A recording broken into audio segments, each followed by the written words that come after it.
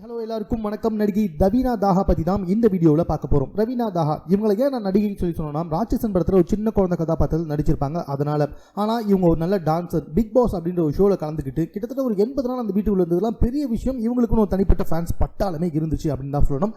சரி, இப்போ மேட்ருக்கு வரலாம். என்ன மேட்ரு அப்படின்னு சொல்லி கேட்டிங்கன்னா, ரவீனா தாஹா படத்துக்கு தேவைன்னா உச்சக்கட்ட கதாபாத்திரத்தில் நடிக்கிறதுக்கு படத்துக்கு தேவைன்னா உச்சக்கட்ட கவர்ச்சியில் நடிக்கிறதுக்கு தயார் அப்படின்ற மாதிரி வந்துட்டு ஒரு அனௌன்ஸ்மெண்ட்டை வெளியிட்டிருக்காங்களாம். ஆல்ரெடி இவங்களோட இன்ஸ்டாகிராம் பக்கத்தில் உச்சக்கட்டமாக தான் இவங்களோட ஃபோட்டோ ஷூட்ஸு, டான்ஸு, வீடியோஸ்லாம் வந்துகிட்டு இருக்கு. இப்போ என்ன புதுசாக அப்படின்னு சொல்லி கேட்டிங்கன்னா, இவங்க பிக் பாஸ் வீட்டுக்குள்ளே போயிட்டாங்க. ஒரு சீரியலில் லீட் ரோலில் நடிச்சிருக்காங்க.